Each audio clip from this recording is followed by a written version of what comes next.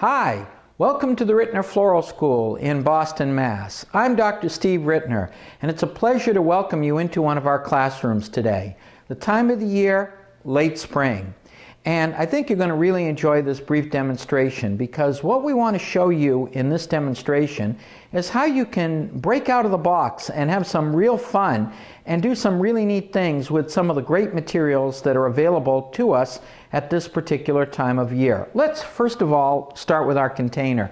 This is a really neat container. It's kind of a novelty, isn't it? It looks like a bicycle. And it's really intended as a planter where somebody can take a few plants and place it in here, or a single plant and maybe put it out on their patio or possibly in their yard. But we're going to use it for a floral design, and the reason why I think this makes a great container is because at this time of the year, normally when we think of spring, we think of snow gradually going away here in the Northeast and the weather getting nice and moderate, and people are out and they're running and they're bicycling and they're enjoying the lovely weather that we get at this particular season of the year. So to me, the bicycle motif is just perfect for spring kind of designing. Now, I did mention that the whole idea of this is to kind of break out of the box and play with some of the great materials that are available at this time of the year.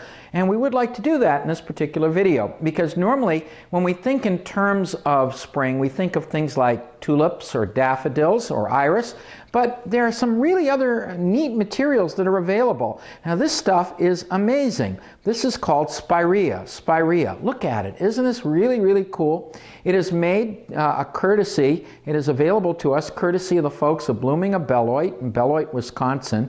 It is an amazing material, and it becomes available at this time of the year. It is so neat. And what we want to show you in this video is how you can take some of these other materials, things that are not the standard tulips and daffodils and things like that, and come up with some really, really cool effects using some of these things. And notice that I'm just taking some of my Spiraea and I'm using it to create a shape, an overall shape or a background in my design. And that's the neat thing about this stuff. It is cool. It really is pretty. It's big, it's showy. And look, with just a few pieces of this stuff, how we're able to come up with a really, really neat showing on it. So I'm taking some of my Spiraea, I'm placing it into my container. And just the nature of this stuff is such that it gives a really, really nice kind of rhythmic flow. It just kind of moves off in all different directions. It is just wonderful, wonderful stuff to play with.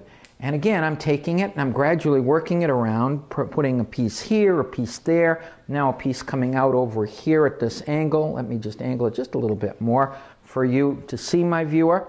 And we're going to play with this, with a little bit more of this. I'm going to take another piece, I'm cutting it down, and I'm going to place a piece over here so that we're really kind of working within this kind of interesting container that we're working with, and at the same time we're working with the beautiful Spiraea available to us in this kind of season.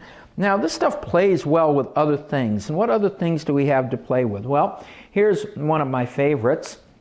This happens to be, of course, our dendrobium orchids. Dendrobium orchids are available, of course, at all times of the year, but they play very, very well with some of the unique spring materials, such as our Spiraea. And we're going to use this along with the Spiraea.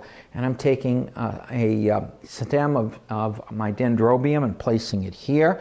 And we're going to take another stem of dendrobium, place it along here, over on this side here. So we're really playing with this combination of these spiky materials and making them work so well for us. Let's take another stem of our dendrobium and shoot it down over here so that it comes down at this kind of an angle.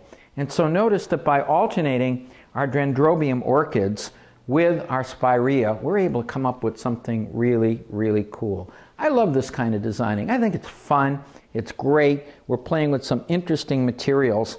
And I think you, my viewer, can see some of the creative possibilities in this kind of thing, because this stuff is just so much fun to play with. Let's take another dendrobium and work it in here. So notice that the combination of our dendrobium orchids and also our Spiraea is really giving us a very, very interesting effect on our little bicycle. I'm going to add one more, and I'm going to angle it down over on this side. So we have this shooting down here, coming over here, working over here, here, here, working our overall pattern of the design.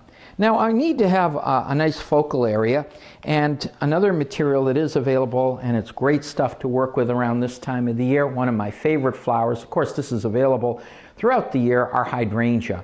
Hydrangea, they come in such a wide range of colors. We have them in white, we have them in green, we have them in so many other different hues that are great. This is a very, very favorite flower. Many people, a lot of people love using this stuff for parties, for decorations, for all kinds of arrangements. And the thing I like about the hydrangea, it's one of my favorite materials because we can take hydrangea, and it's so large that we can just take it, and with just a few pieces, notice, several pieces of my hydrangea, and look at how that makes a statement. It creates an amazing focal point.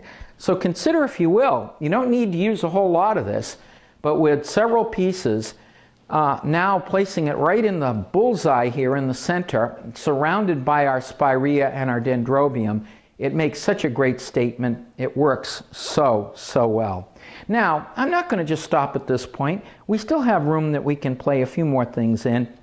We have a couple of other really, really neat materials that we'd like to share with you.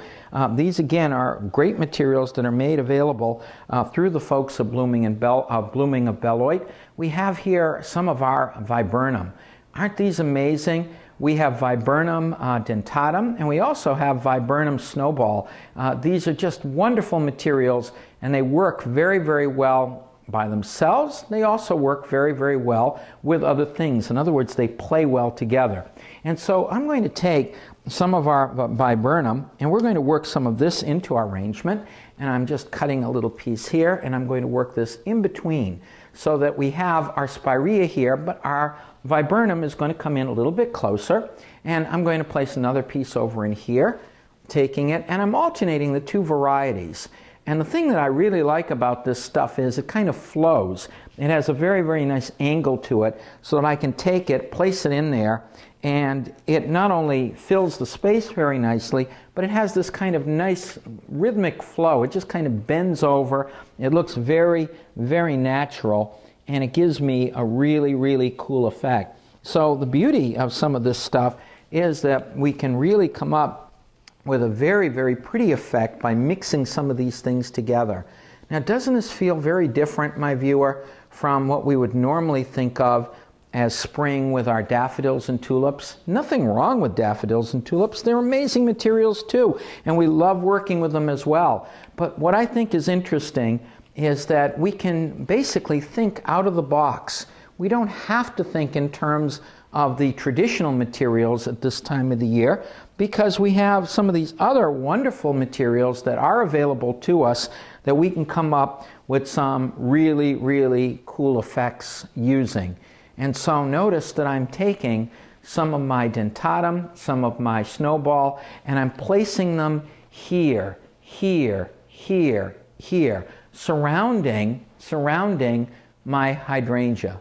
Well, what do you think, my viewer? Isn't that pretty cool? And we can come up with an effect really, really fast. Now, I want to make sure that all of my mechanics are covered. I'm going to take some of this stuff, we call it Stephen hair here at Rittner's, and I'm going to work in a little bit of this into it. Of course, the proper name for it, of course, is Spanish moss. And we're going to take just a little bit of our Spanish moss, and we're going to place it in here. And if I were being very serious about this, I would attach it with a little hairpin to make sure that it attaches very, very well for us. Well, my viewer, what do you think? A beautiful display of flowers. This is a spring design. It is an amazing spring design, and it uses non-traditional materials in the sense of we're not using the standard daffodils iris, we're using some other things. It is just a really great design for late spring, using some of our spirea, working around like this, spirea, mixing it with some of our dendrobium orchids, using our hydrangea as a focal point, and then finally the viburnum placed around that to really fill in and give a very natural effect. What do you think, my viewer? Quick, easy, and fun. That's the Rittner Floral School way, because at Rittner's Floral School we believe that floral designing can be quick, easy, and fun, and that by thinking out of the box you can come up with some amazing, absolutely magnificent results. Well, we've covered a lot of ground in a short period of time, my viewer. On behalf of all of us here at Rittner's Floral School, it has been a pleasure to have you into one of our classrooms today. I am Dr. Steve Rittner. Thank you for coming in and visiting with us, and come back and watch more of our videos in our online video series. Thank you for coming in and visiting our school today.